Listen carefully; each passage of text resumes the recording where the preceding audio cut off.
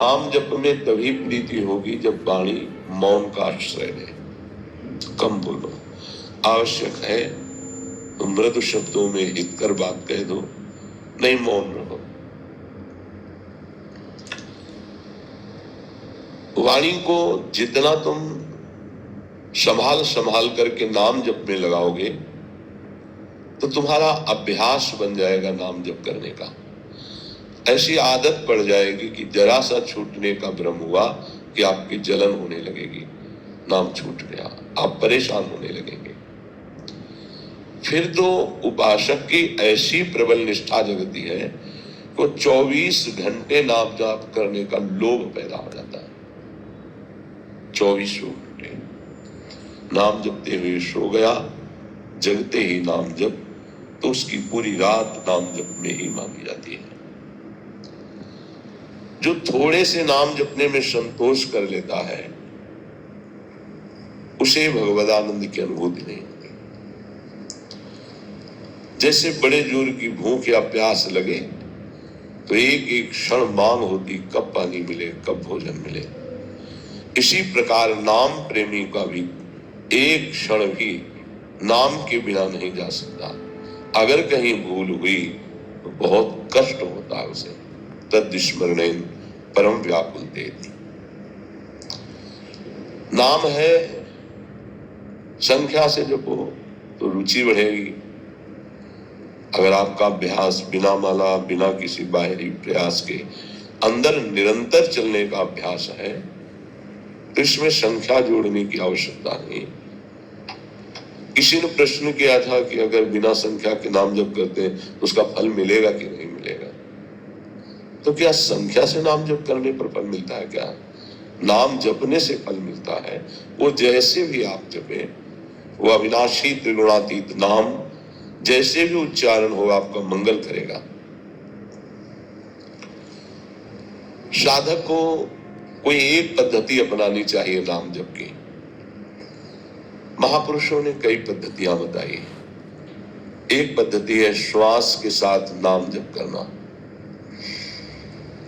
लंबी श्वास खींचो, कई नाम उसमें, फिर आराम से छोड़ो, कई नाम उसमें जपो। इससे आपकी एकाग्रता बढ़ेगी और नाम जप में प्रीति होगी। और संतों ने कहा श्वास श्वास नाम जप है तो दुविधा रहे न होए। अर्थात अब दुविधा नहीं कि पता नहीं भगवत प्राप्ति होगी कि नहीं। ये नाम जप की बात है जो श्वास प्रश्वास में निरंतर नाम का अभ्यास करता है। दूसरा है अपने मानस में नाम भगवान को विराजमान करो, लिखो। राधा दिखाई दे रहा है, बार बार राधा राधा राधा। इन नाम अक्षरों में अपार सामर्थ्य है। बारंबार अपने मन से लिखो और उसे पढ़ो, उसी को सुनो, उसी को बोलो। वो नाम तुम्हारा परम मंगल कर देगा, दृढ़ अभ्यास हो जाएगी। यदि नाम का ऐसे ध्यान नहीं होता तो जो विग्रह आपको प्रभु के प्रिय हो उस विग्रह को अपने पास रखें, थोड़ी थोड़ी देर में दर्शन करें, फिर वही नाम जप करते हुए मानस पटल पर आराध्य देव का चिंतन। राधा वल्लभ लाल को हृदय ध्यान, मुख नाम।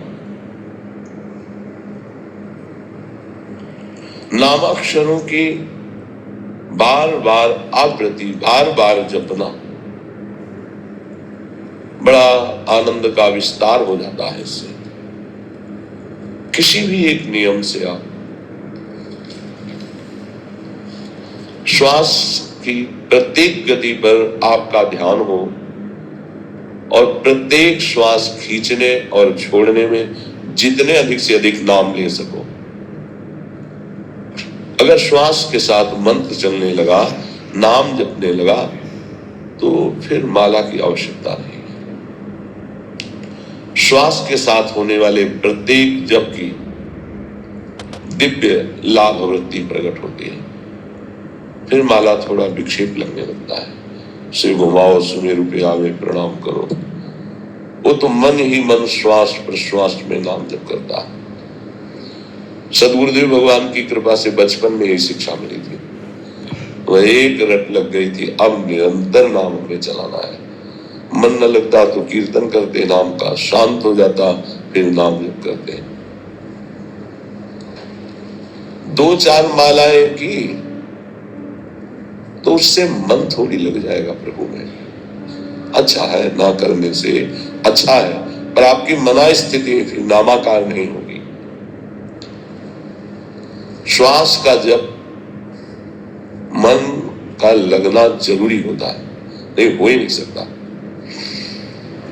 जब आप नाम जप करते हुए श्वास खींचते हैं फिर छोड़ते हैं तो मन के भागने का समय नहीं रहता, क्योंकि प्राण, मन और ब्रह्मचर्य तीनों का तारतम्य है। जो साधारण उपासक है, जिसकी अभी मनो गति में प्रवेश नहीं हुआ है, वो जिह्वा से जरूर नाम उच्चारण करे। ना बाहर उच्चारण करे तो उपांशु में उच्चारण करे। उठ हिलने पर आवाज बाहर नहीं है। जब अभ्यास हो जाएगा तो यही उपांश मानसिक में बदल जाएगा। श्वास का भजन मन के बिना नहीं हो सकता।